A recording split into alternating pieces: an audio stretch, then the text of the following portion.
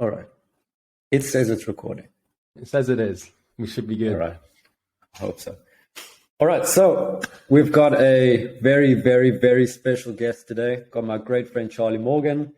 Charlie has gone from a college dropout to the founder of multiple seven-figure companies. The reason I mention this is because you guys really need to listen to what he's saying. People refer to him as the modern-day Carl Jung, modern-day Freud, agency philosopher. Apparently they do, man. Apparently they do. Sources tell me. And yeah, man, thank you for coming on, firstly. Dude, it's an absolute pleasure to be here, and I'm very grateful. I also want to say before we start that if you haven't subscribed to Ethan yet, you need to go and do it now. We'll get that out of the way. But yeah, nice to be here, mate. Yeah, and I definitely didn't pay Charlie to say that. No. And on that note, I'm also going to link all the Charlie stuff below. So I want to get straight into it. I've learned a ton from Charlie, both in practical business, systems, but also in mindset and just life in general. Mm-hmm. So the first question that I wanted to ask was, firstly, when I think of simplicity, I think of two people. The first one is Sam Ovens, and the second is you. And we really admire that about you.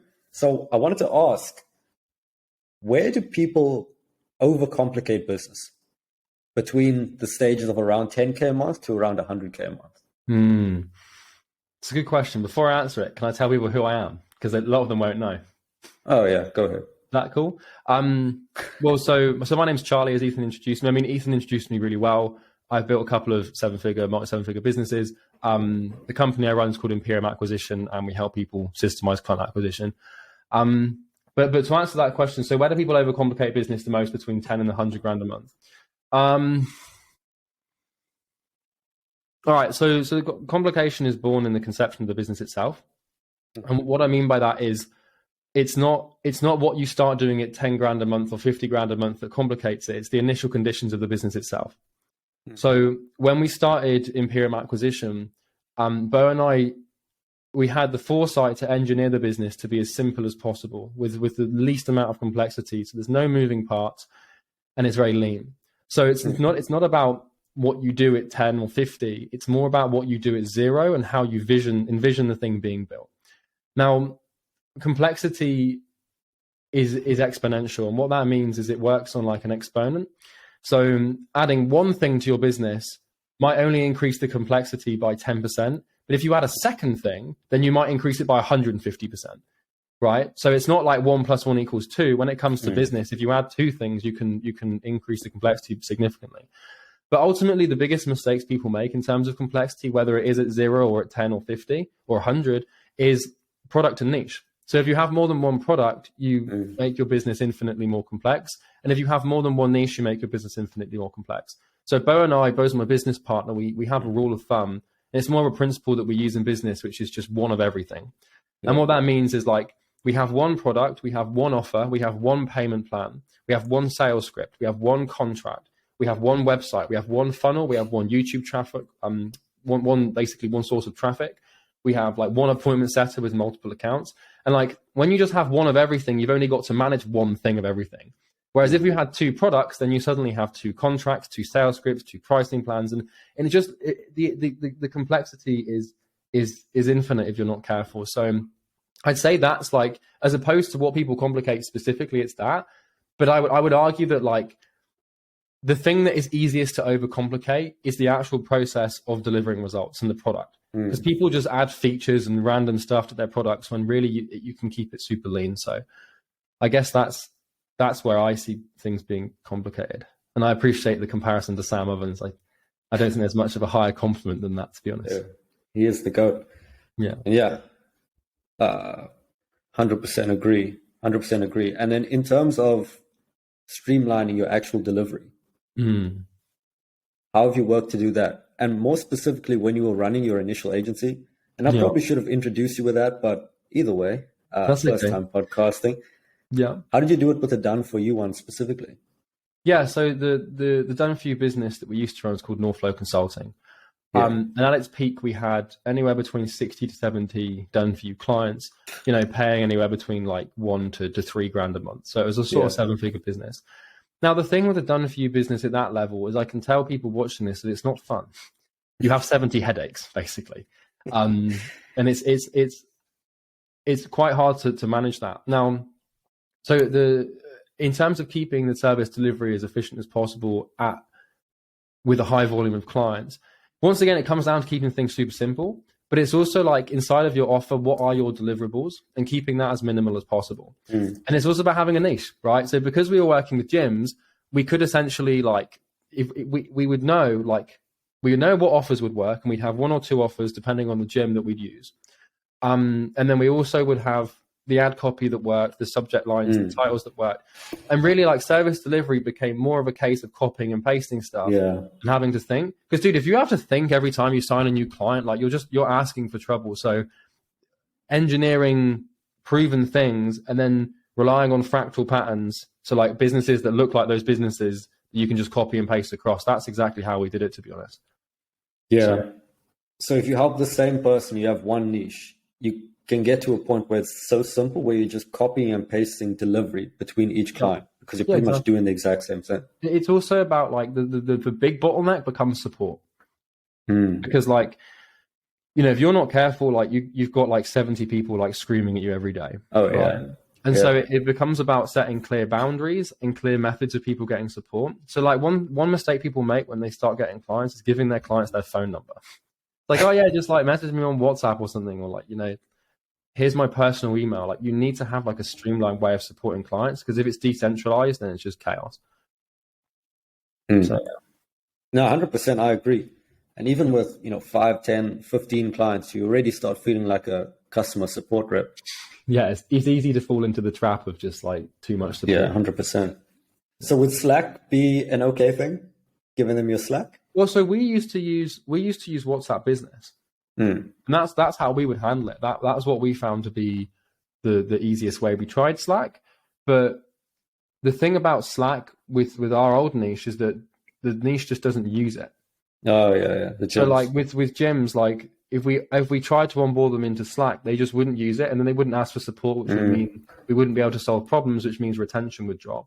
But most gym owners that we worked with would actually use WhatsApp. So we found that like by choosing a support platform that was most conducive to the niche actually asking for support, we were able to provide better support. Because it's like people like, the thing about support is people want to reduce the amount of tickets they get, but you actually don't want to do that. Because less support is less opportunity to actually add value. So yeah, that's the thing people get wrong. That's smart. You want to reduce support. You want to increase it, if anything. I need to write that down. Yeah. But besides that, I know so many people in the agency space, they're talking about sign more clients, more marketing, all these, but most people never take much time to focus on the back end. And what I wanted to ask was, are there any specific or key numbers that you track in terms of fulfillment? What, for done for you or for coaching? Either one. Yeah, so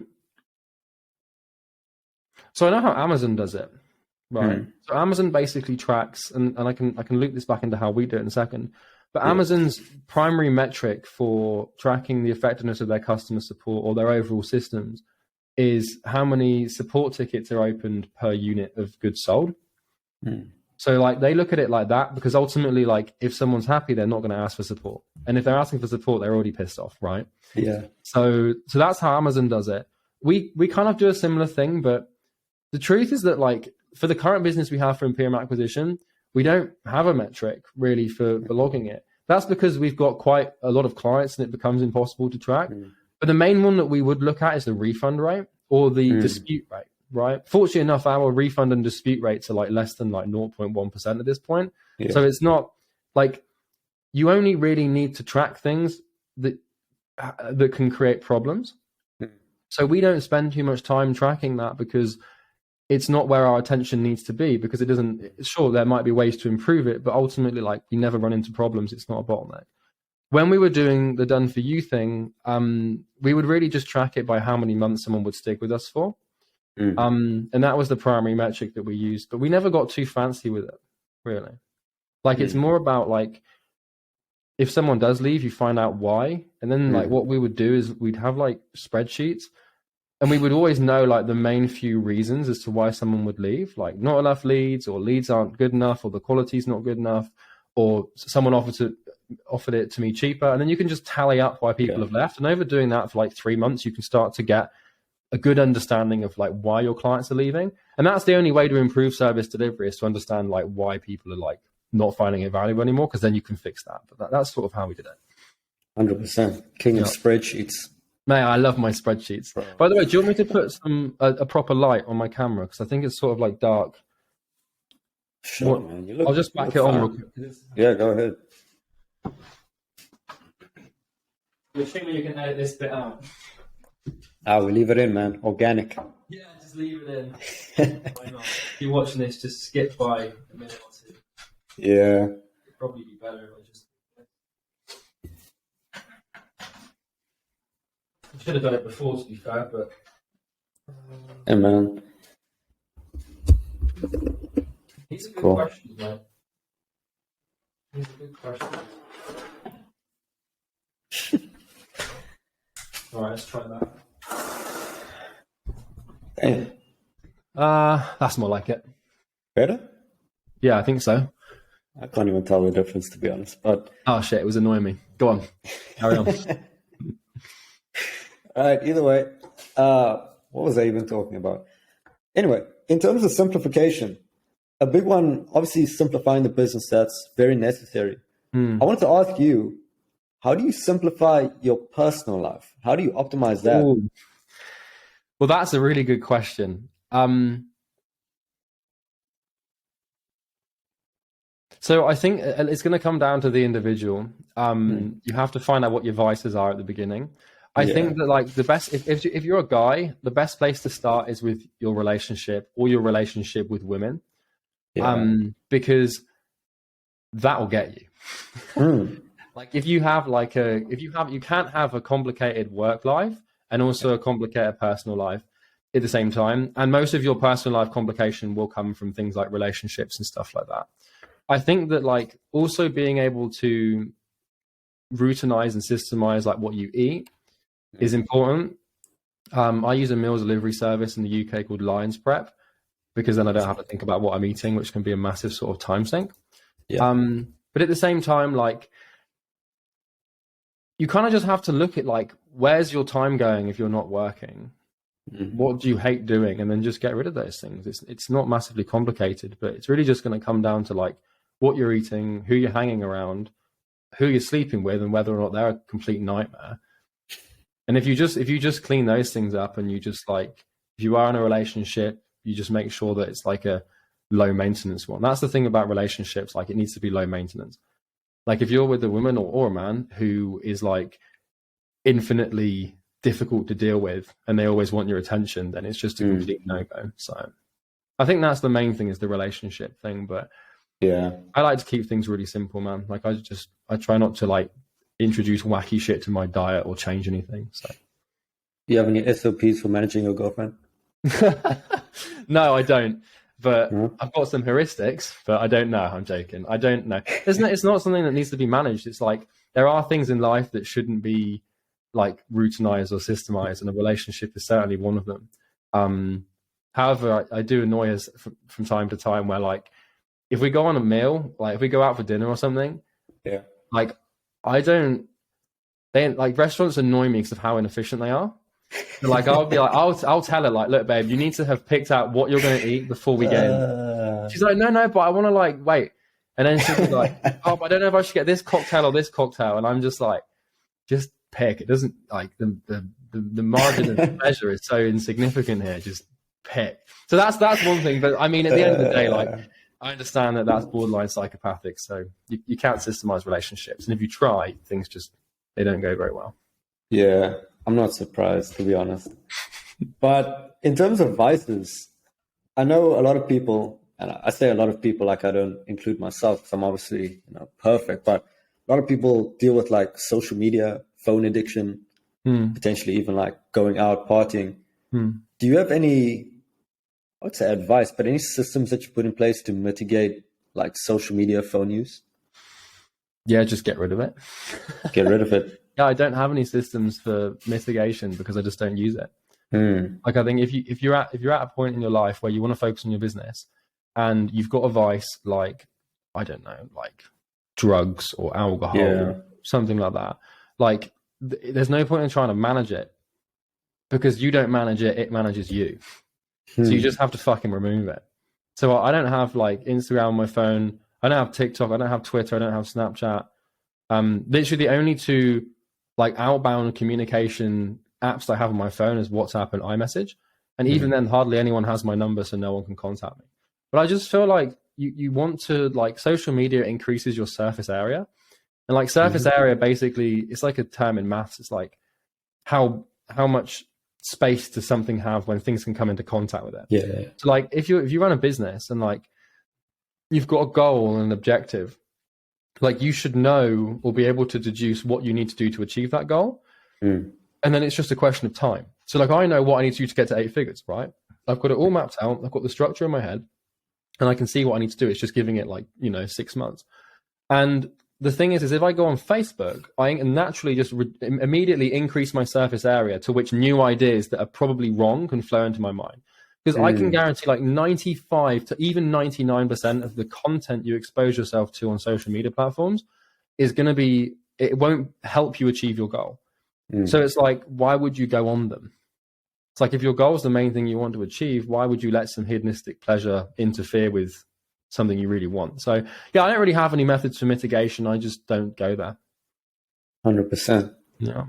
Because at least the way I was thinking about it recently, obviously I watched Sam Ovens, he would just say, delete it, bro. Delete it. That's the thing. Like that's where I learned it from. Because I tried to manage it where like, exactly. I try and like, I used to try and put my phone on like grayscale and like, set like screen time locks and stuff. But that's just what addicts do when they try to quit.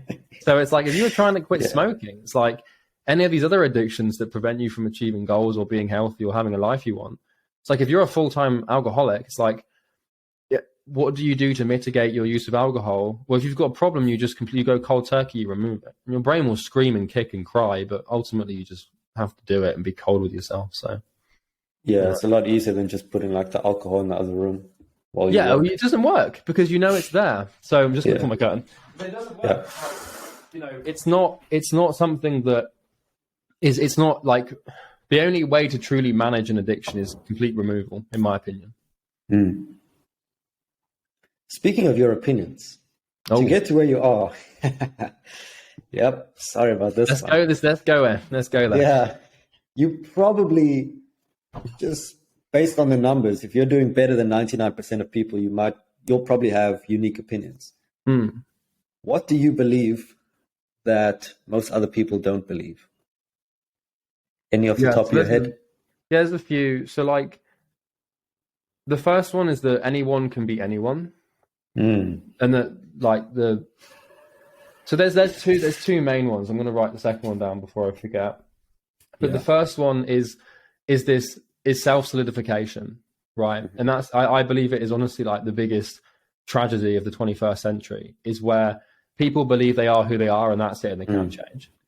For example, if I decided tomorrow I wanted to be a famous painter, I could be a famous painter. Even though I lack the ability at the moment, I do think, I haven't been practicing since the age of 3, so it's probably not going to be possible. But the thing that most people would disagree with me on is that premise that like anyone can do anything they want with enough time and if they don't die soon. So that's the first one, I would say, because it's pretty tragic that people just lock themselves into this sense of self they have and never change. The second one is non-binary thinking, and this sort of black and white tendency to be polarized towards certain extremes. And believing that you have to have an opinion on everything. So this is a bit of a paradox because you're asking me what my opinion is, and one of my opinions is that you shouldn't be so opinionated. But like I find that it's easy to beat people who think in black and white terms and don't have the intellectual prowess to read between the lines and look in grayscale. So those are two things that I think are true that most people don't. So that I also think the Earth is flat. I'm joking. Earth is flat. Don't you clip me on that? I don't think he's not joking. Yeah, I'm just clipping that 3 seconds where Charlie says What's your opinion? The Earth is flat. No, I don't believe the Earth is flat, but I could ask some very cancelable follow-ups, but I'm not going to do that yet. And then in terms of, you're obviously very smart, or at least you appear very smart. Thank you. And, you apply a lot of frameworks, a lot of thinkings from not necessarily business, but things like physics, things like maths, things like science.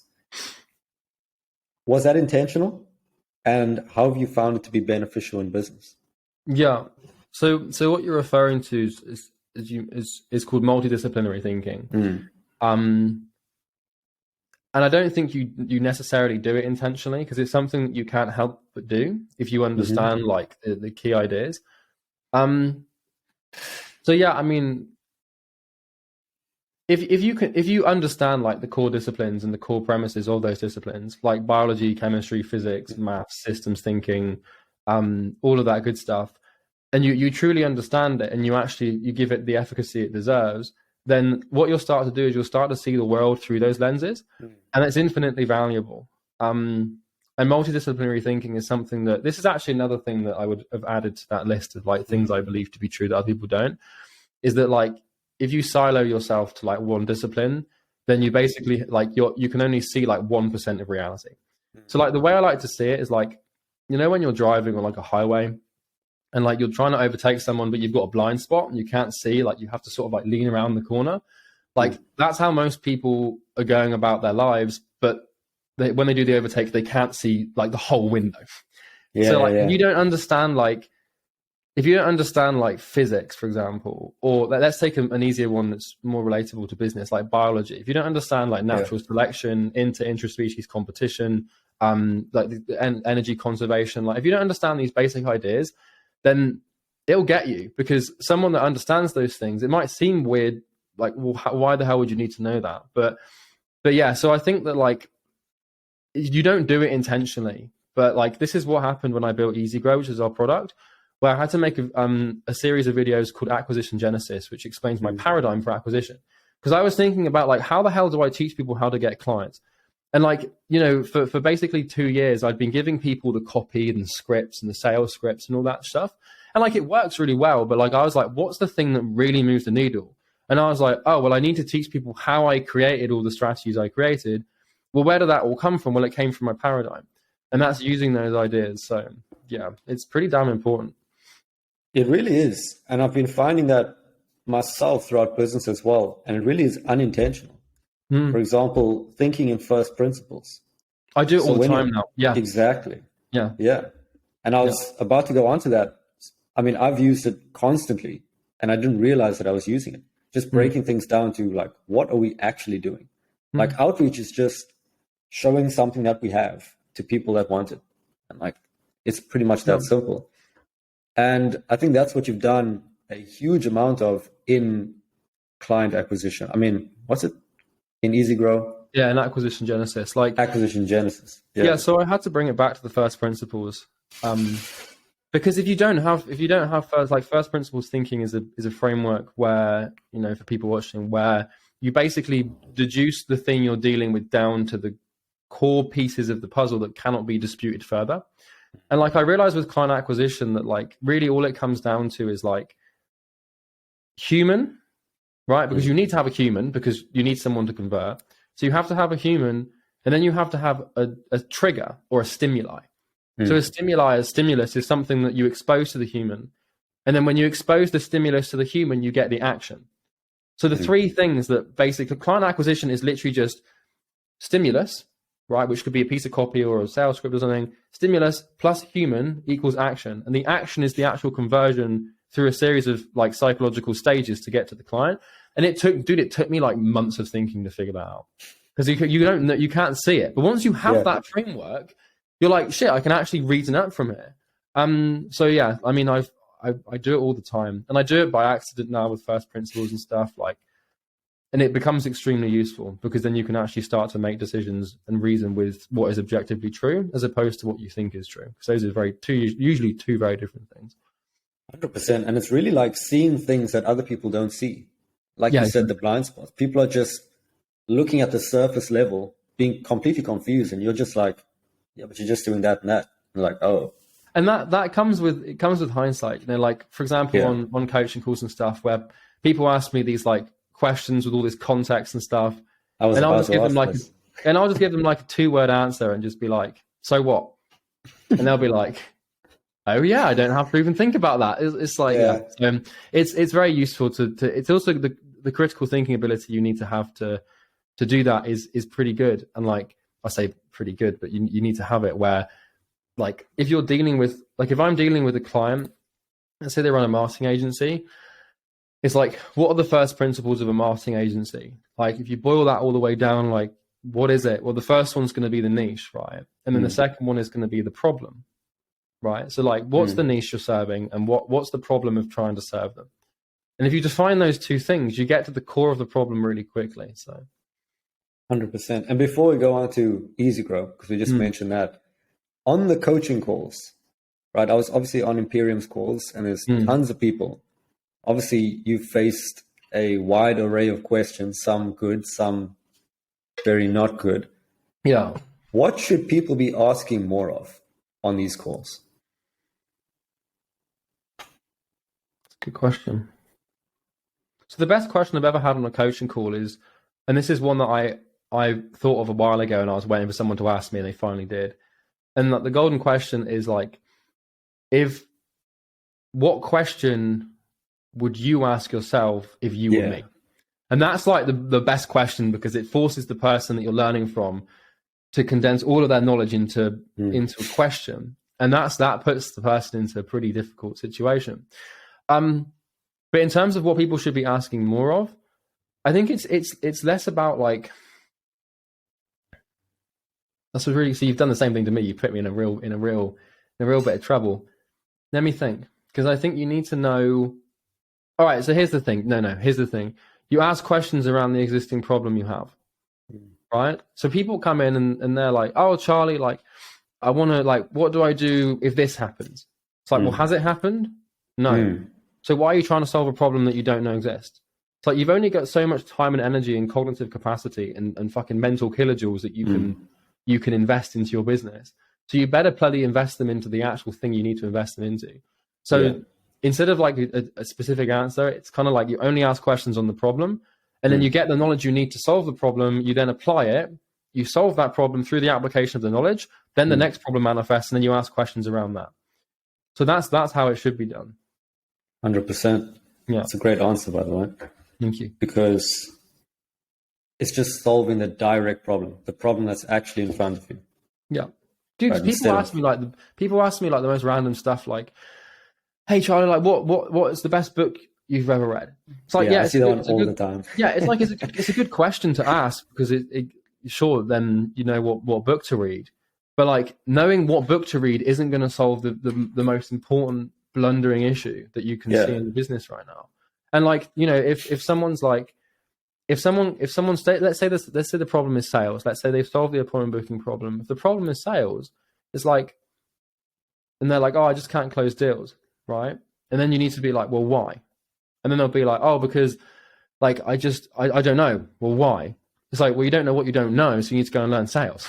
So I think it's important just to ask around the problem and not anything else. Because because you've got like billions of neurons, if you just put all of them onto one focal point and you make that your life for a while, then things get really easy. That's how you do it. Yeah, I think if you just sit in the pain of your problem, and I think that'll be useful. That's the thing. It's like people like have this massive pain, and then they just go and ask what book they can read. So they can feel like they're being productive by reading a book, but they're just actually not solving the thing that is most painful.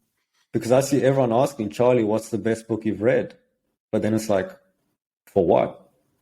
It's like, do you want like a cookbook or how to clean the sink? Like, there's no context. Exactly. It's people looking for like trite knowledge that gives them a perceived level of productivity that is basically fake, so they can justify not doing what they need to do. And it's just I understand why people do it, but it's just stupid. That's a great way to put it, because if they're reading a book, then it's better than watching a YouTube video, but either way, they're still not doing the work. Exactly. Let's get on to Easy Grow. What is Easy Grow? So Easy Grow is my product. It's kind of like my baby, so I do get quite excited when I talk about it. But Easy Grow is basically something that I've been working on for about 9 months, and it's basically the thing we sell. It's kind of just a collection of systems that people can install to acquire more clients. I think at the moment we've got 11 different systems people can install for client acquisition.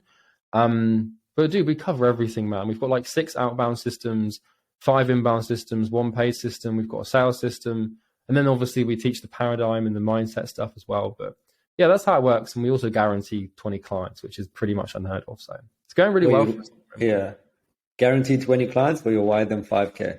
Yeah. So the offer's kind of hard to say no to right now. So like if basically we know it works. So we just say to people, look, if you use it and you do everything properly and you do what we tell you to do, if you haven't signed 20 paying clients within 6 months, then we basically give you a full cashback refund, and we also wire transfer you $5,000. And like, you can't really argue with that. If you've got the resources to invest, there's literally no reason not to. And that's kind of how I wanted it to be. And so far, the reception of it has been really, really good. And like, clients have been really helpful. We've always had refunds on our products, but we thought we'd add the wire just to be a bit spicier. So, yeah. 100%. And just to add my 2 cents to that, I've been through Imperium multiple times, and I can already say it's everything you need. If you're watching this now, and this isn't an ad, I can genuinely vouch for it. Probably being the best program that I've done. Genuinely, hands down. It will genuinely give you everything you need. So if Easy Grow is an upgraded version of that, then come on, guys. So like we had this sort of thing where the old product we had, the old program, like, I'm obviously subjective here, but it was the best thing on the market in terms of like building and starting an agency and making client acquisition pretty straightforward. And I think a lot of that was because the bar has been set quite low. And you know, it was hard to make the product, but it wasn't hard to make the best product. Now there are other people in my space who I respect heavily and who do have incredible products, but most of the people, 95% of the people who make these I'll help you get client courses, they're not very good. All it really takes is some effort. But so we had the best product, and we've basically made it 10 times better. And the reason I'm quite happy with it is because in order for someone to truly compete with us, they need to have a better product than us. And that means they need to go through more than 9 months of absolute hell on earth, which is a very hard thing to do. So I think we're in a pretty good position, but I also don't want to have, you know, a false sense of security, because the problem with good products is that if you know you've got a good one, you become very comfortable and very complacent. And so I know we've created something really good, but I'm also terrified it's awful. And that's a weird paradox and, you know, conundrum to sort of manage in your head. And this comes back to that non-binary thinking thing, because like, if you think that you're really fucking good, then you stop trying, and it's through trying that you become good. So naturally, I'm always terrified, mate. Like, I've made it now, and like, I'm really proud of it. And I'm actually really proud of what we've created, and I'm really confident in it. But I also look at it and I still think this is just not good. So I don't know how I managed to have both, but it seems to have served me so far. Yeah, it's like a useful balance. Useful balance of both. Exactly. All right. That's great. And we'll probably talk about Easy Grow again near the end. Yeah. But the follow-up question to that is, because on the internet there are endless people you can learn from. And if you even open up Facebook or even open up Twitter, there's going to be 10,000 people who are making 100 million per month, apparently. How do you determine who you want to learn from? That's a really good question. So I think that, like, if you look past all of these, like, comment me Facebook posts, you know, or the DMs you receive, if you avoid all of that, if you avoid all the bullshit, I think that, like, you start to learn that it's not hard to find the best if you actually look, because like, you've only got to start asking a few people to figure out like who's at the top and who you want to learn from. Like, Sam Evans is a primary example of this, right? So like, Sam Evans, obviously he's now moved on to school, may God rest his consulting soul. But like, now that he's moved away, it wasn't hard to know that Sam Evans was the go-to person to learn from if you wanted to start a consulting business. And the reason behind that is because he just had the best product and the best methodologies for teaching. And he wasn't loud on social media. He didn't do the DMs. Obviously, all of his appointments would be booked through ads. But it didn't take much exploration to find out who truly was good. But here's the thing. It's like, what you have to do is you want to get to the top, right? So, for example, like, let's say that you are running let's say you run an agency, right? And you want to find out who to learn from. Now, I might be biased in terms of where this is going, right? But like, you know, if you're thinking about learning from people, find out who they learn from. And then find out who they learn from, and then find out who they learn from, who they learn from, who they learn from. And then usually you can get all the way, like, for example, if someone followed that chain and they got to me, then they'd get to Sam Ovens, then they'd get to Carl Jung and Sigmund Freud and Darwin, and then they'd get all the way back to, like, you know, ancient philosophy and all this stuff. But I think you don't have to go that extreme. But I think just finding out who people learn from is the main thing, because then you can go straight to the top. You can go to the source of the knowledge where it's usually the most pure. Because if you want to drink from a river, it's pretty helpful to climb the mountain first, find the source, and bottle it there. Otherwise, it might have run through some sheep carcasses or something. So you've got to be careful. But I'm weird with my metaphors. Gets the point across. I can't lie. Yeah, well, and the comment that I'll probably get very often, this might be confidential, but who does Charlie Morgan learn from? You don't have to say me. It's okay. Yeah, no, Ethan Welby is my primary source of knowledge. So I mean, like, I got most of my business paradigm from Sam Ovens, and I've read too many books for my own good. Yeah. There's no one. Sam Ovens is the primary source of knowledge from like a business standpoint. He's not really actively teaching anymore, so that sort of dried up.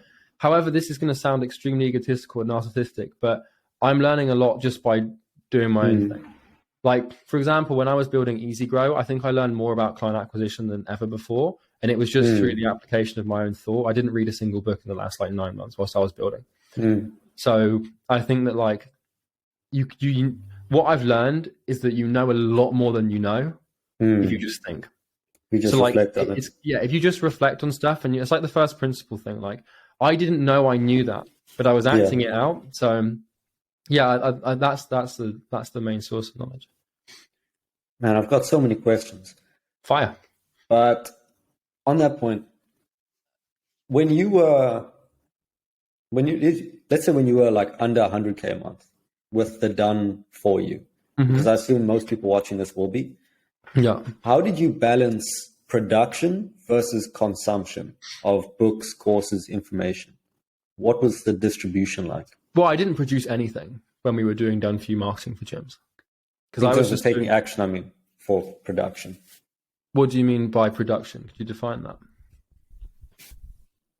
Like working in the business, not like producing content. Yeah, so this was another one of those times where, like, I didn't have much time to read or do anything. Because here's the thing about knowledge, like, I think this goes back to that question you asked me about things that I disagree with that most people agree with. And I might regret saying this because I might be wrong. But I think that, like, you don't need... I was going to say you don't need a massive array of knowledge. But my point is that, like, you need the right knowledge and then you just need to implement it. Yeah. Adding more usually just introduces more complexity. So I'm in a position now where, like... And I'll answer your question in a second. Yeah. I'm in a position now with my business where we signed 37 clients last week and I literally didn't do a thing. I spent, like, one of the days I spent watching the Grand Tour and, like, on Amazon Video. And I think we signed, like, 8 clients in a day. And that's, like, the reason I'm in that position is because I was really burned out then. But the point is that, like, a lot of my time now will be spent exploring new knowledge and chasing new knowledge. But I think to get to 100 grand a month, it's very easy to procrastinate with knowledge. So it's like, if you're building, you'll learn more by working than you will by reading. Like, you'll learn way more by doing 100 cold calls about sales than reading 10 books on sales. Because and even if, let's say you read 10 books on sales, let's say you learn 100 lessons on sales, right? But if you do 100 cold calls, you might only learn 2 lessons on sales, but those 2 lessons will be way more valuable. They'll be way more applicable, and you'll remember them way better than the reading. So, like, I think that, like, the consumption of knowledge is quite important, but once you've got what you need, you shouldn't consume any more until you need more, right? So I didn't really have like a specific set balance, but like when we were running North Flow as like a done for you thing, like if we had a problem, like there's an example where, you know, we wanted to increase our client retention. So I spent, I think, like a whole week just listening to every single podcast on gym retention I could find. There's quite a lot of them actually, surprisingly, because like, we wanted to increase the retention of our clients, right? So them keeping their members for longer. So then I went away. I spent a whole week just consuming all this stuff on it. Came back with all these ideas. We built some stuff out for clients, and it worked. But beyond that, I haven't looked at gym retention in 5 years, and I have no reason to, right? So it comes back to the question of ask questions around and find things on the existing problem you have, and that's fine. Now, there's a time and a place to read for general pleasure, like Stoicism, for example. I still read that stuff because I find it useful, but ultimately, like, yeah, I hope that answers your question. It does. And I wasn't really expecting like a definite answer, because I don't think there really is one. No, it's not. You can't, like, it's once again comes to this black and white thing, because, you know, if I said like, oh, well, I spend 30% of my time consuming knowledge and 70% of my time applying it, it's like there's a time where you need to spend 100% application and 100% consumption, like that gym retention example. And if you fall into this binary state of like thinking, oh, it's 2 p.m. now I'm going to go and read for half an hour. Like it doesn't, but like if you don't need to do it, it doesn't make sense to do it. Right. So yeah. 100%. And what you said so true. Like people reading before they're doing the actual task. So for example, sales, it's like until you do all these calls, you have no reference experiences to actually apply this information to. So it's all just theory before you actually do it. Yeah. So, I mean, I've read, I don't know, probably about 40 or 50 books on sales, maybe more. But like, I think I've done, Bo and I calculated, I've done about 2,500 sales calls in my time. And I can tell you that the books are just useless. Like the books were somewhat helpful at the beginning because they give you somewhat of an idea, but very quickly you also start to realize that a lot of the ideas in those books are wrong. So I'd rather spend an hour, if I want to learn sales, I'd rather spend 1 hour doing a sales call than 1 hour reading a book. So yeah. And on that note, I think, like you were saying, you made a great point. Like there's kind of like low hanging fruit in terms of learning things. And that's just by asking like yourself the question. Like if there was a simple solution, what would I do? Exactly. You know? Well, I think that like people overcomplicate things, and they also think they don't trust themselves to be right.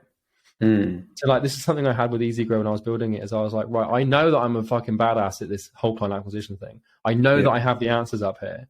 I know I can teach what I need to teach. I just need to unravel it and unwrap it. Yeah. But that only really comes with having the experience and having done something over and over again. So 100%. Yeah. And then the next question is, you were saying that you signed around 37 clients without you having to do anything.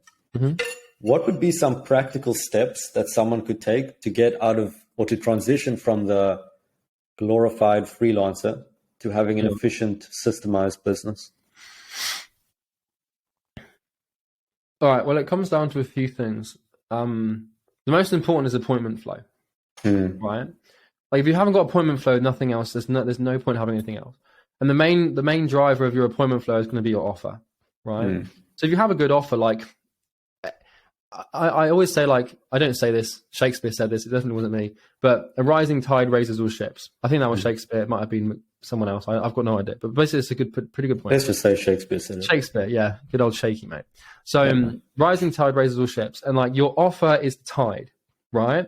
And the ships in the dock are your systems, right? So what this means is like, the better the offer is, the higher the tide goes, which means the more the ships are raised. So if you imagine you've got one ship, which is sales calls, you've got one ship, which is organic YouTube, you've got one ship, which is cold email, you've got another, which is ads, then you've got another ship, which is clients actually doing the work. Like if you just have a better offer, all of those things naturally get better. So if I didn't have a good offer, it'd be significantly harder for me to step back from the business, because the offer gives the systems the fuel they need to have this sort of self-sustaining. It's like nuclear fission. You don't have to, you click once and then it goes on forever. So that's the first thing. The second thing, obviously, behind the offer is the appointment flow, making sure that that's predictable, because like the whole secret to being able to sit and watch Amazon video all day whilst you make hundreds of thousands of dollars is having a good team, right? But you can't hire sales reps if you haven't got the appointments to give them. So people make this mistake where they try and hire a sales rep before they're fully booked themselves. Like, you're only qualified to hire a sales rep once you have exceeded your time limit of calls yourself. Anything before that is premature and will really cost you. So, like, right now I'm in a pretty good position where my business runs itself and I don't have to work if I don't want to, but it's taken me like 2.5 years of pure agony to get here. So it's not something that like is easy, but you have to build an insane product, which allows you to have an insane offer, which allows you to have an insane flow of appointments, which then allows you to have an insane sales conversion rate, whether you're teaching people or not. And it all comes, it sort of happens in that order, and it takes a couple of years to build all of that. So, yeah. That's perfect. Yeah. All right, cool. Whenever you answer these questions, I'm always thinking which direction we can go, because it's like all potential routes of questions. So it's like a labyrinth, mate. This is the great thing about long form conversations, though, is like you can take things in you usually start with a list of questions that you want to ask. Yeah. Then you go in all these tangents, which is, I think following the tangent is pretty important because it keeps the audience engaged, I reckon. I do this with YouTube videos. Like I'll plan on making a video on something, then I'll have like one idea, and then I'm just gone, mate. And like the initial concept of the video is completely lost. But yeah, and that is another thread, that one of the 12 other threads in my mind right now. YouTube. So just to carry on with that excellent analogy of Shakespeare's quote, we'll just give it to Shakespeare. Yeah, that the rising tide rises the ships, whatever. I think another thing that adds to rising all the ships is YouTube. Oh, mate. Because like you mentioned, I think it is either in your course or on YouTube, you said that YouTube is like a lubricant for all the cogs in the system. It just makes everything else easier. Yeah. So YouTube is kind of like what oil is to an engine. Yeah. Right? It's like when you've got a YouTube channel, everything gets easier because you have more authority. It's not the YouTube channel that does the oils the machine. It's the authority and the status you have in your market, right? But that comes from YouTube. So YouTube's like one of the main things for me right now. In fact, it is like the main thing, because if I ask myself, like, one thing you want to get into the habit of doing as a business owner is every morning asking yourself, like, what's the main thing I can do today that moves the business forward? Like, what's that real one main thing that I need to do? And for me, it's usually YouTube, because it's where we get, a huge flow of appointments and authority, and it helps the sales reps, and it also encourages people in the program to do better, because then they can get on client interviews like you did, for example. It's just, it makes the world go round for us. It makes things, it's the best decision. But besides partnering with my business partner Bo and making the hires on the team that I've made, like doing YouTube is the third most important decision that I've ever made. Like, it goes in that order. Like, the business partner Bo, that was the best decision I ever made for business. Hiring the people I've hired, second most important decision, and then doing YouTube. Actually, probably above all of that would be focusing on the product, but it's sort of down line in that order. YouTube's brilliant, man. If anyone's watching this and they haven't got a YouTube channel and they're in business, like, you should just start one. Even if you don't know how to do it, like, I'm sure you've noticed as well, it's probably massively helping you, and you haven't even got a huge audience yet. So I was about to say, no offense. You even with my incredibly supportive 500 subscribers, it genuinely makes a huge difference. Almost every single sales call, it's like, I saw your message, then I checked your YouTube and I watched like 5 videos. I'm like, all right. Dude, welcome to the call. The damage you can do with like a couple of hundred subscribers is pretty ridiculous. Because it's not about like, it's not about like, because I always used to, my paradigm for YouTube was like subscribers and like how many subs can I get? But then I've realized like the concentration of the subscribers has way more significance. So like, for example, we did a launch video. You mentioned this before we started the interview. We did this launch video and we fully booked all the reps for a whole week out in advance. We had to open 2 more calendar days in advance. We booked 4 reps up. We're having to hire more. And from that one YouTube video alone, we signed 37 clients, which is about 370 grand in lifetime value in a week, which is awesome. But like, that's like, I haven't got a huge amount of subs. I've only got like 19K, and I actually want to keep it that way, because I think about like the people that could subscribe to me. It's like, I could get I could start making those generic YouTube videos like how to stop wanking if you're a man, right? And those videos would probably do quite well, but ultimately I don't want people who watch those videos to click on my funnel, because the end goal is appointments, right? I'm not doing YouTube for subscribers. I'm not doing it for views. I'm doing it to get people who are qualified to buy our offer onto our landing page. And like, I think the mistake people make with YouTube is optimizing for fame as opposed to niche-based authority. So if you keep that in check, like, YouTube is bloody wonderful. You could also argue that the number of subscribers attributes to your authority, just because of the pure like social proof nature of it. Yeah, it definitely does. It definitely does. But there's a point of diminishing returns on that, where the difference between having 20,000 people following you and 40,000 people following you, like it's not going to bypass someone's action threshold on a sales call with any more significance if the gain of those followers isn't concentrated to your niche. 100%. That makes sense. So, yeah. And then because you've gotten to this point, you know, I was about to say relatively quickly, but then I saw you've been uploading for genuinely like 2 years. Yeah. And like when you first messaged about Easy Grow, the new thing, and you were recording the YouTube modules, you were at, I think I remember, like 7,500. Yeah. And that was like a month or two ago. And you've just seen like exponential growth to almost 20,000 at this point. Yeah. So like so I've been uploading on YouTube for about 2 years. I mean, it will mark 2 years in March, which is in like a couple of weeks. And like, you know, the first 1,000 subscribers was the most difficult, but as soon as you turn on monetization, things get really easy, because then YouTube has a financial incentive to show your videos, right? So 1,000 subscribers or 3,000 hours watch time, I think you need both. But yeah, like the funny thing is I started making the YouTube organic module in Easy Grow, and like you said, and I think I had like 7.5k subs, and then like by the time I finished the module, which was like a week or two later, I had like 10k. So we had this sort of like exponential spike where we gained like 10,000 subscribers in like 2 months or something, which was really great, really helpful. Now it's leveled off and like the growth is way more linear again. But that's usually how YouTube works, is like you grow linearly for a while and then you have like this random exponential spike, and then it's linear and then a random spike. But ultimately, like I used to look at the sub count and stuff like that, but like you'll learn this as you build your channel as well. Like you have to not check anything. So don't look at how many subscribers you gain. Don't read the comments. Don't do anything, because it just gets way too like out of hand if you're not careful. Like I don't touch the comments anymore. I used to be obsessed with them, which is a sad thing to admit, but I'd rather be honest.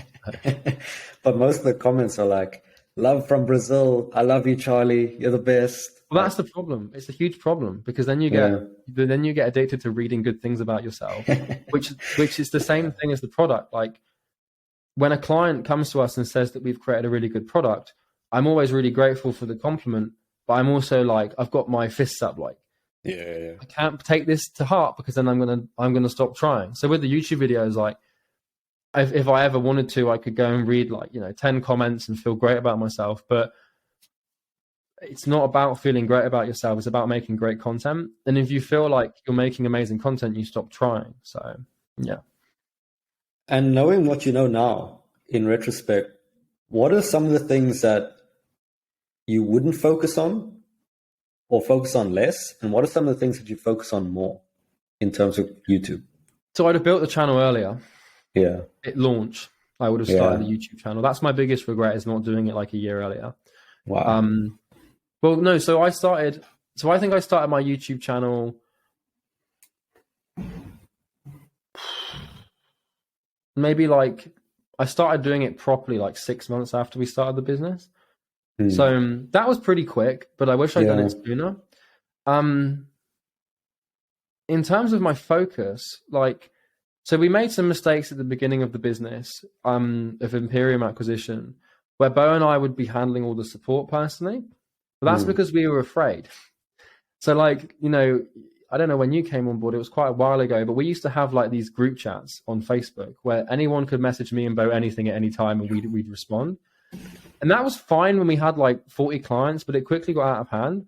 But it was a good thing, because we had this money back guarantee, we were quite afraid of like, things going wrong. So we kept a finger on the pulse.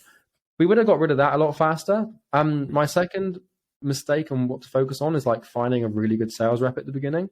Like I had a bunch of them sort of sat under my nose for like 6 months that I didn't realize. Other than that, I think my focus has always been in a pretty good place. It's like I can map out the math or what we need for 8 figures if you like.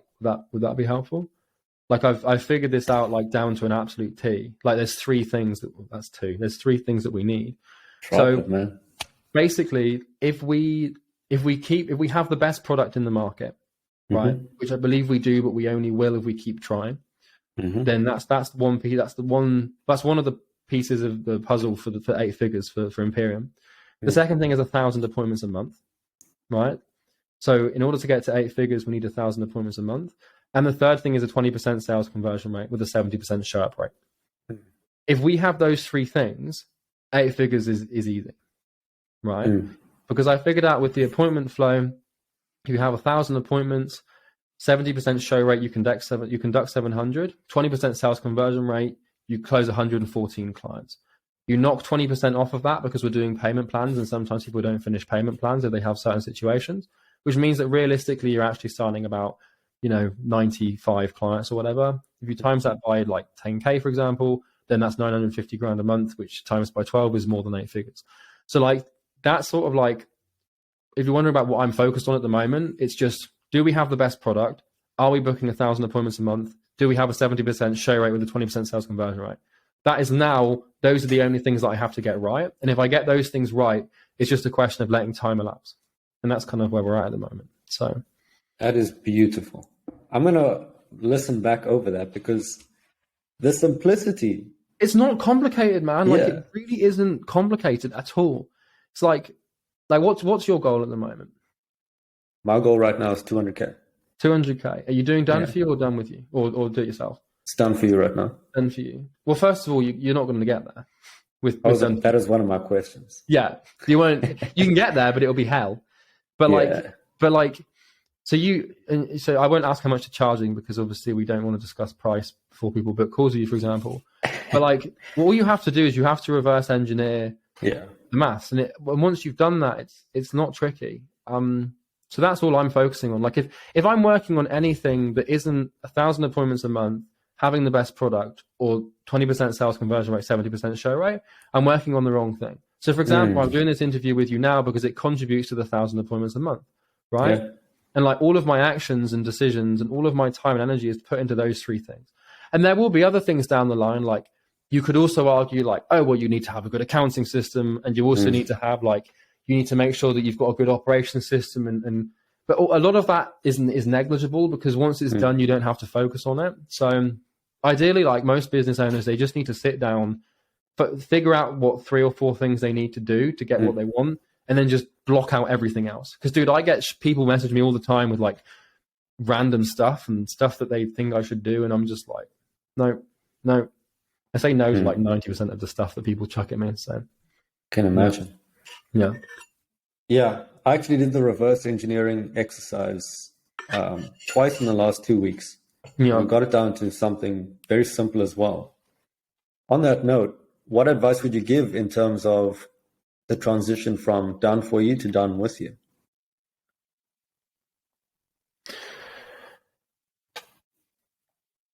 Accept the fact that it's going to be really painful to make. Yeah. That's the main thing, is it's not easy. Like you have to sort of accept that it's going to be really difficult. Dude, it's just like you just have to make the best possible thing you can make. And you have to be willing to sacrifice a significant chunk of your year or your life to making sure that that happens. Like the problem that people have with the transition from done for you to do it yourself or done with you is they get lazy. It's like, it's painful to make a really good course or a good product. So they let that pain, they let that pain filter through their, actions and decision-making processes. The other thing is like, approach it with no fear and let go of selling done for you once and for all. Because you're always going to fall back on this thing in the back of your mind. But like, oh, if I'm on a sales call and I'm selling done with you, I can always sell done for you as a back end. Like, don't do both, just do one. Because like it might feel like you've got this. It comes back down to fear and scarcity mindset. But like with Imperium, we must have lost like at this point hundreds of people that could have come on board for a done for you service, but it doesn't lend itself to long-term scale. So we said no.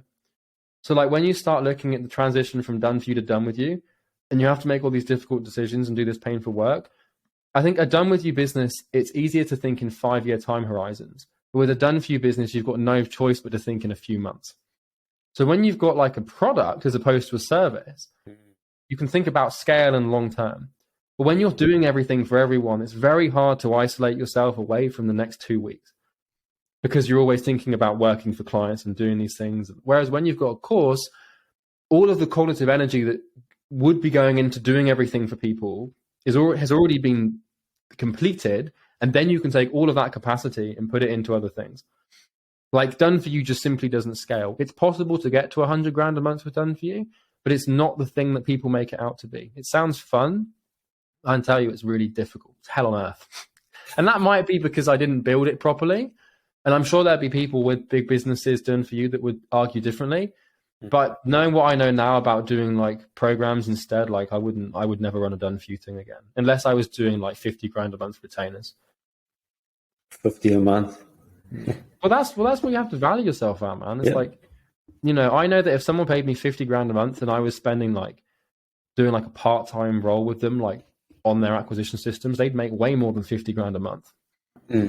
So like, you know, you sort of pick and choose. But even then, if someone came to me and said, hey, can I pay you 50 grand a month to have your mind for, you know, for 2 days a week of consulting, I'd say no, because it's just, you know, it's not worth it, which sounds crazy, but, you know, and then that sounds really egotistical and grandiose, but like you have to start having these rules in place. Yeah. If you look at the opportunity cost, it's like 2 days a week. Like, yeah, it's a lot more.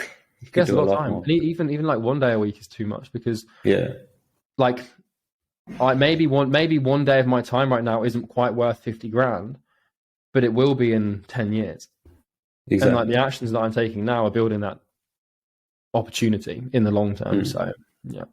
And you base your time off of who you're looking to become as opposed to what you are now. Yeah.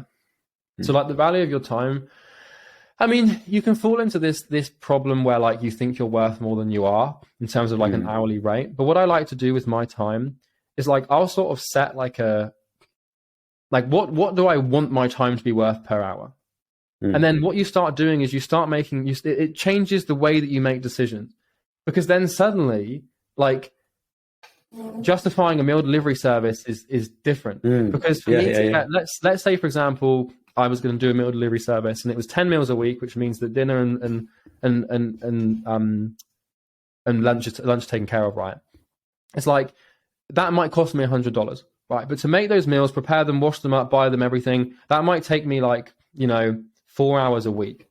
That values my time at $25 if I choose to not, like $25 an hour if I choose to not go with the meal delivery service.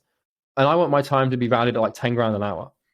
So when I'm looking at this stuff, like, let's another example. Let's say that a friend of mine is like, hey, can you come and feed my cat? I'm like, how long is it going to take? Like 20 minutes? That's like fucking $3 grand. No. No, the argument, the difference is that you can't fall into that thinking constantly when it's only when you've got working hours. Because if I'm outside of working, if I'm outside of working hours and I'm in the evening and my girlfriend wants me to come and pick her up from a bar or something, why should be at a bar on her own? It's a different story. Well, then I wouldn't be like anything like it. But if I'm between, you know, 8 a.m. and 8 p.m. Monday to Friday, then that time thing is like I religiously abide by it. But if you're not careful on like Sundays, you're trying to relax and you're just thinking, "Fuck, that's 20 grand. Fuck, that's 30 grand." Like, that's not how you want to think. You know. But just when it's at work, otherwise it becomes a problem. And again, so many different threads that we can take. Is burnout real? Pardon? Is burnout real? Yeah. Really? Mate, yeah. Burnout's like, a lot of the time it's not, because a lot of the time it's just pain avoidance in disguise. But I've burned myself out, making Easy Grow specifically, I burned myself out probably about like, I think 4 times. Like one time was real fucking bad. That was the time when I just finished it. But yeah, burnout's real, man. Because like you're a biological entity. You've only got so much energy. You've only got like, the way I see it is like, if you first principle it, it's like you've got what I would refer to as psychological energy, which is like, imagine it's like you've got like a meter, right?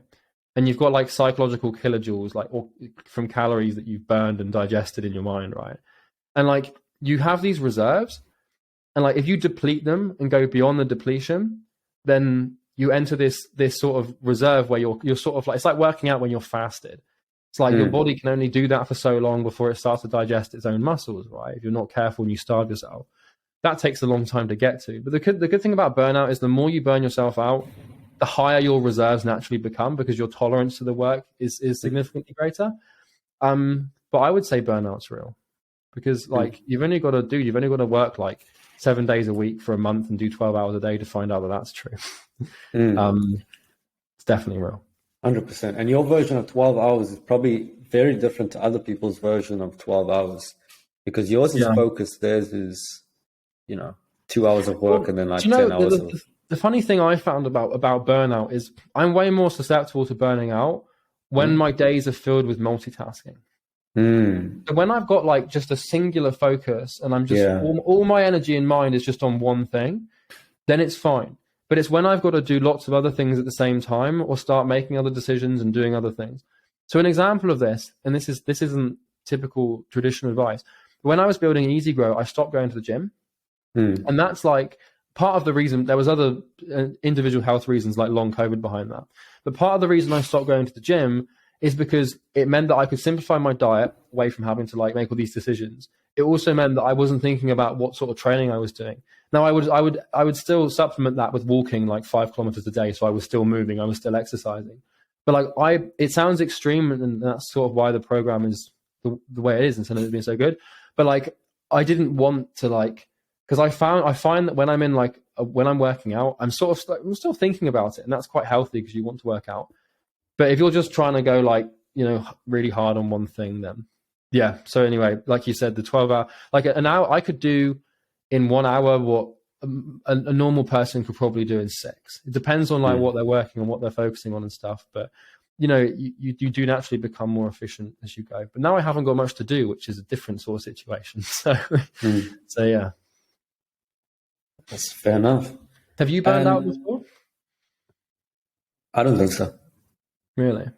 I've had one time where I think it was pain avoidance. Again, when I was first starting out, things just weren't going well. I just didn't want to work. But it wasn't like a... Well, like burnout, the way to recognize it is when it starts manifesting as physical symptoms. So when you don't want to work, that's not burnout. But when you start feeling like drained and exhausted and foggy and tired and irritable, if you're not ill and you've been working really hard, it's usually because you burned yourself out. Like I had it once before where like, dude, I started to have like these fucking like, I worked myself and I wouldn't recommend anyone does this, and I'm not proud of it. I used to be, but I'm not anymore. Like I worked myself to the point where like I actually, I can't really describe it, but it just felt like I was just walking through like a fucking haze, like a fog. Oh, just like brain fog that is so extreme that like you don't feel real. You just completely disassociate. And the only reason that happened is because I just did too much fucking work, bro. It's horrible. But that was because I went like 3 months, like 12 hours a day, 7 days a week, just to see what it was like. It wasn't worthwhile at all. So saying that, then maybe I have gotten pretty close. I've had quite a few weeks where it is just like, it's just numb. Things are just... Yeah. Either way, I'm still alive. On that point... on that point, obviously you value your time very much. And I can say from my own experience, at least, I get many messages of people saying, I'll work for free, I'll edit your videos for free. Can I just get like some information on how to get started? And if that's the case for me, can't imagine how it is for you. How would people actually provide value to someone in your position? Assuming they don't just give you like a couple billion in cash. Well, so like, I mean, it comes down to talent. So like, I'll give you an example, right? So we're about to onboard a sales rep. Usually we only ever hire sales reps from our pool of clients. And that's sort of how we've always done it. But there's this guy called Jacob who I'm going to try out. And he hasn't got much experience with sales, but the dude followed up on me like 30 times. Jacob, if you're watching this, man. Yeah. No pressure. That was exactly. Now he's under the gun. But like, that's an example. Like, I get people all the time messaging me being like, hey, like I'll do sales calls for you for free. or like, you know, hey, I'll like, here's an example with the short form video offers that you always get, because I get a fucking ton of them. Dude, like, every day. If someone messaged me saying, hey, I can do short form videos, but if someone every single day took one of my videos and made a short and said, hey, you can upload this for free, I'm not going to charge. If they did that for a month, I'd have no fucking choice but to hire them, because they're just adding value every single day. And it takes effort to do that. And it's also quite risky. But, you know, you have to be, if you want to work for, and I found this as well, like when, you know, reaching out to YouTubers and stuff ages ago, like you've just got to be really persistent, man. But in terms of people adding value, it's just like, show me you're really talented.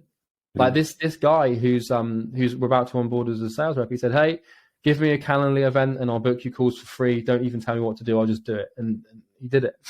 And I was like, all right, you know, you're proving yourself, like, you know, you really want it. So, but yeah, the short form video things piss me off as well, because like people think that's a good niche. It's not a good niche at all. Everyone is on it. It's not good. It's not. It's like the same. Why do you say that? Why do you say that? Because it's not. It doesn't require skill or talent. Anyone can just put subtitles and emojis and sound effects on the videos. It doesn't require talent. So you can't differentiate yourself on talent. You can only differentiate yourself on price.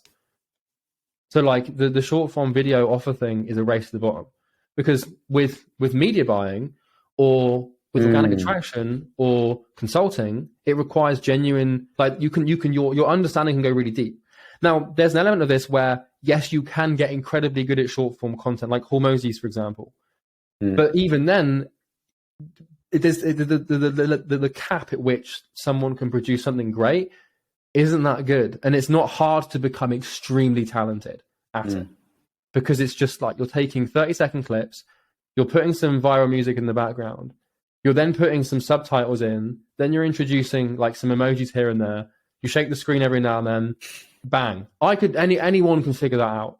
And, you know, all it takes is for people in third world countries to figure that out and to be willing to charge 10% of what everybody else is charging for the market to correct itself. So I don't see that. That's not going to be a happy place to be in a year. I can tell you that for free. It's not going to be good.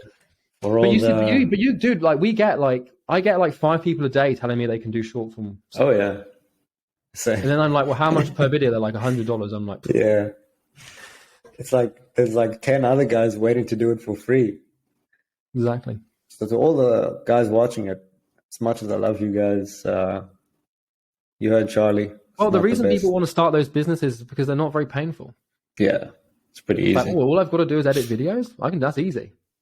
No shit. That's why it's such a bad business model, because everyone has the same fucking idea. So, whereas like learning how to become like a true expert in, you know, luxury watch brand, e-commerce, CRO, there's only a few people in the world that are really good at that.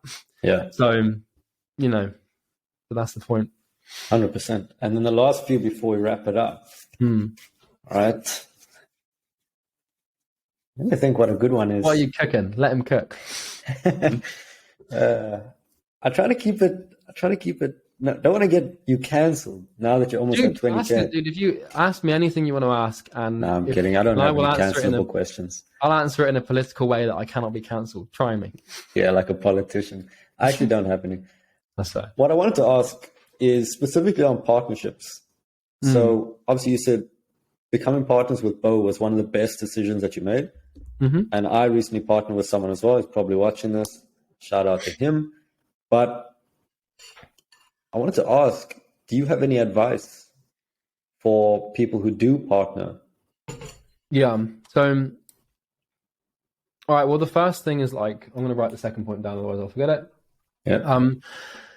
The first thing is who you partner with, and it's pretty straightforward. They need to complement you in terms of personality, in terms of goals, in terms of the main one is values. So like Bo and I we have value affinity, which means that like we see the world in the same way, and we both learn from Sam Ovens. So what that means is we both have adopted that paradigm, which means we both want a simple business. We both want to scale. Neither of us want to go and sit on a beach in Malaga and have a lifestyle business. Like, we're kind of like the same person from a value perspective. The other thing is compatibility in terms of like skill set. So I'm market facing, Bo's customer facing. What that means is I'm making decisions and doing things to get clients. Bo's making decisions and doing things to keep them, right? When we both manage the team, so that sort of comes into play. The second thing and this is really important advice for you as well, for your partnership, is ego. So like Bo, and I'm not saying you have an ego problem, because I don't think you do, but Bo and I have this sort of mutual understanding that we never really discussed, that like all ideas are up for discussion and up to be brutally attacked. So if Bo comes up with an idea, or if I come up with an idea, it's the other person's job to play devil's advocate, even if they agree. Because that way you get to the bottom whether the idea is good or not. So Bo and I know 90% of the ideas that he comes up with and that I come up with are shit. Right? And this is a really important lesson. Like, I'm fallible, right? Everyone needs to recognize their own fallibility. So like, I'll come up with a suggestion that I think could help the business, and then Bo will be like, why? And then I'll try and answer it, and then he'll ask why again, and I'll realize it's shit. So it's kind of like, we have this sort of unwritten rule where I'd never attack Bo, but I'd attack his ideas and vice versa. So if he came up with an idea, I'd be like, mate, that is the most stupid thing you've ever said. I'm not attacking him, right? And he can do the same thing to me. But when we're discussing these things, we like, if you propose a idea to your business partner, release all emotional ties to that idea, because then because it needs to become about two people working for the same goal, analyzing an idea that is separated and objective from the individuals. Because if you go in with an agenda and you want this thing to be right, then you're going to be biased towards either convincing him to do something that is wrong. And that's happened before with Bo and I, and we've both suggested ideas that were wrong and we introduced and they were bad. I've introduced ideas that were wrong and that they were bad. But we quickly realized the reason that happened is because the other person didn't do a good enough job of playing devil's advocate. So if I propose a decision, like Bo and I, we have this mutual responsibility for everything in the business. So if I suggest a decision and we make it and we change the business according to it and it doesn't go well, it falls on me, but Bo will also take equal blame because he didn't have the foresight to say, no, that's bad, that's the wrong idea.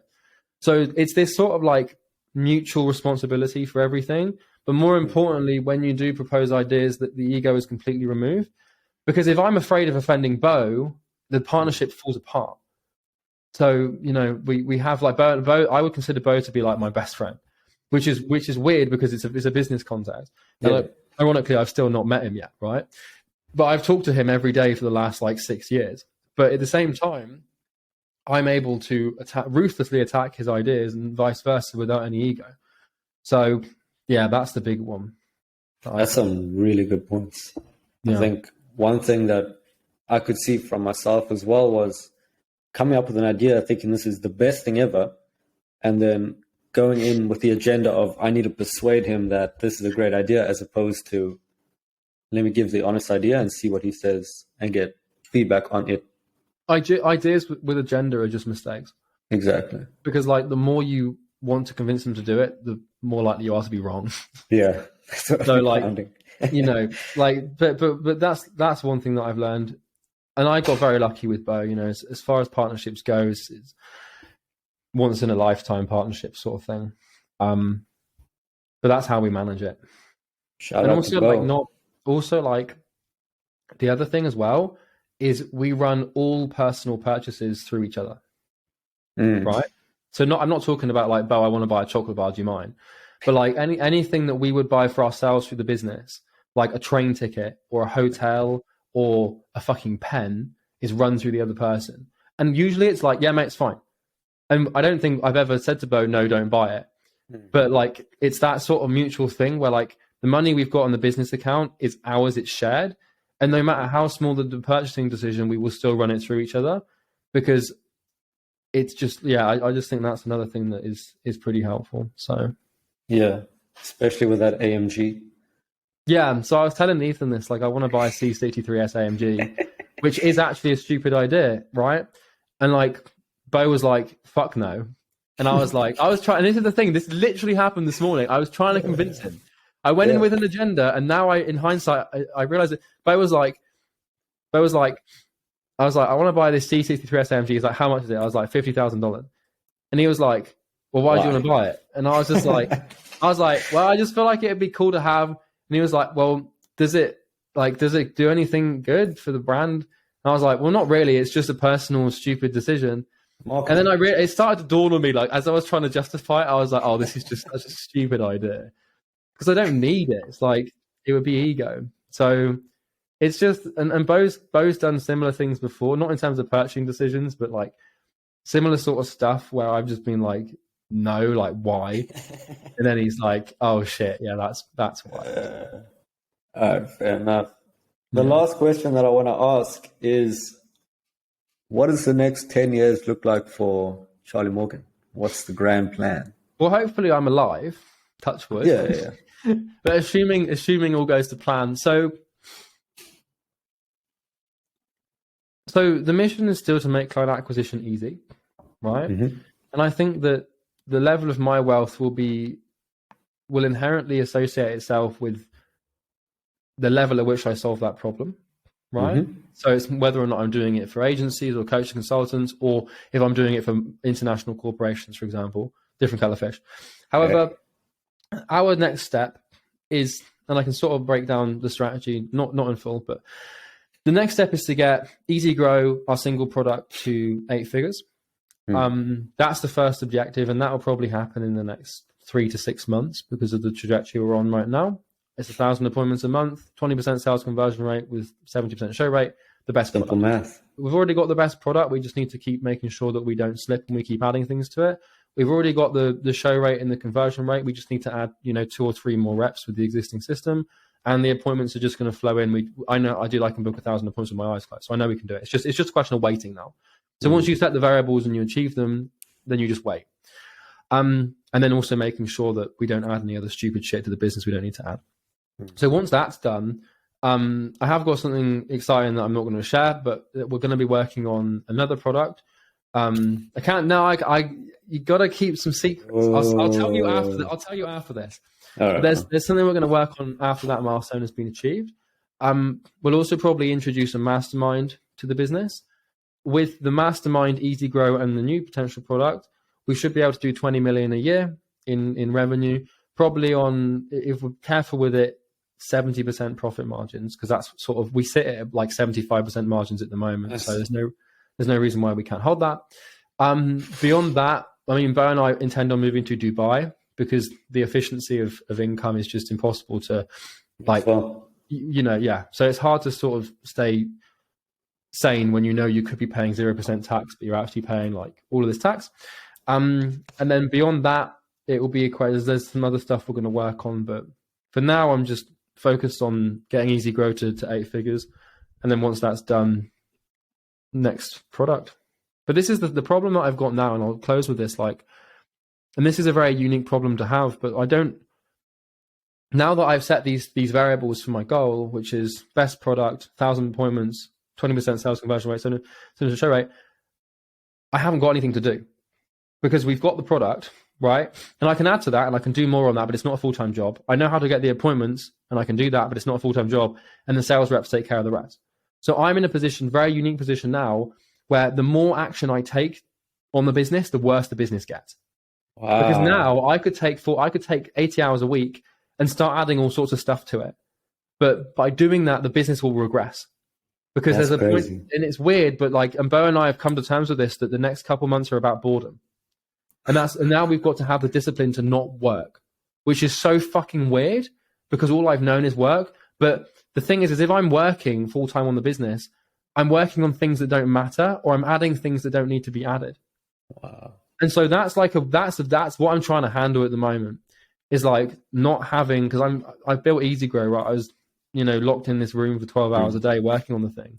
Now suddenly there's nothing to do because the appointments are flowing.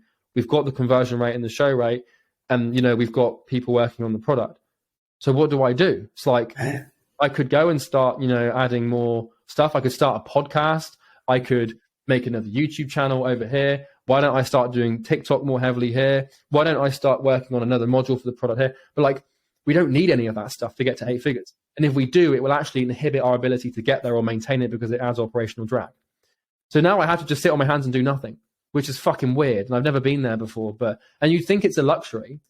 You'd think it's be oh yeah, well, you can just go and travel around Europe or something. But sounds like torture. Yeah, you get Stockholm syndrome. Like Bo said, this must be what it's like to sell a business. Yeah. I was like, well, shit, yeah. But I mean, most people would luxuriate over the idea of having like, you know, $1 million a month in passive. I'm saying passive is not, but in an income that, you know, you don't have to work for. But the problem with it is that people don't realize this, is they want that financial freedom and they want an automated business. But to build an automated business, you have to become conscientious. And when you've achieved the automation, you will always crave the conscientiousness because of Stockholm syndrome. So once you build it, you can't escape the work because you won't want to. So anyway, that's what I'm working on at the moment. So, that's crazy.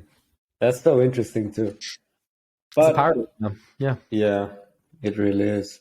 Now I think we'll end it there. Man, this was such a good one. Yeah, I could keep going, mate. I could honestly keep going. I love the questions. You've asked some really intelligent stuff. It's really cool.